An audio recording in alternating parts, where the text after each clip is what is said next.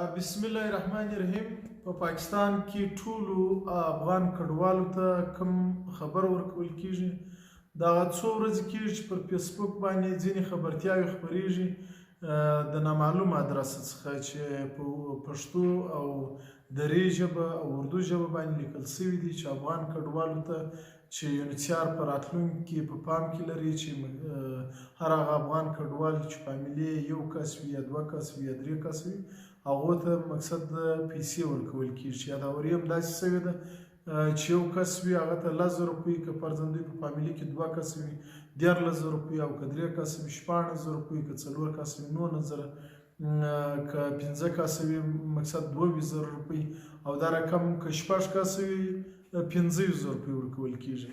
علت یې دا ښودل شوی دی چې دا اقتصادي بحران چې کوم دا وخت پر پاکستان کې پر ځایي خلکو یا پر عام خلکو باندې مسلط شوی دی، د هغه په نتیجه کې د یونیسیار عالي سازمان دا تکل کړی دی چې دا ته به موږ پیسې ورکو.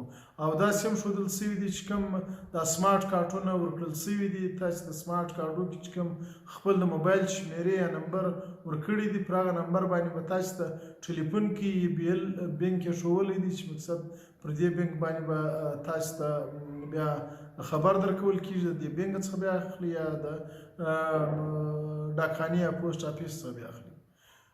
ما چې خپل تحقیق وکړ ما څو واره دا پر فیسبوک باندې دا دغه خبرتیاوې شیر هم کړلې. ما غوښتنه د افغان کمیشنریټ د بلوچستان، افغان کونسلګري د بلوچستان او دارنګه د یونیسیار د چارواکو څخه د دې په اړوند باندې پر فیسبوک باندې د وضاحت غوښتنه وکړله، خو چا متاسفانه دغه رانه کوي، جواب رانه کوي. خو اوس دا خبرتیا د خیبر پښتونخوا څخه خپره شوې وه. ما د خیبر پښتونخوا د یو ځایي خبریال داود جبار خیل صاحب سره خبرې وکړلې. هغه خپل په پیغام کې دا راته وویل چې دا خبرتیا ما خپره کړله، دلته د افغان کمیونټي په نامه باندې یو پاڼه ده چې هغه د کمیشنریټ د خیبر پښتونخوا ځینې کسان هغه چلوي. حتی داسې د افغان کمیشنریټ د ویان خان محمد بابر ذکر یې وکړي چې د هغه سره ما په دې اړوند باندې خبره وکړل او دا خبره حقیقت لري. نو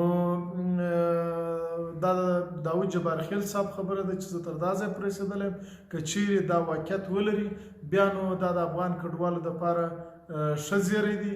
زه په حیث د یو افغان کډوال د یونیسیار، حکومت پاکستان او ټولو خیریه ادارو مننه کوم چې زموږ د افغان کډوالو سره په دې 40 کلن کډوالۍ ناورین کې زموږ سره نه ستړي کېدونکې هلې ځلې او مرستې کړي دي. او دا که وشي دا به د افغان کډوالو دپاره یو ډېره ښه خوشخبري وي او دا به د افغان کډوالو پر اقتصادي حالت باندې ډېر مثبت تاثیر وکړي.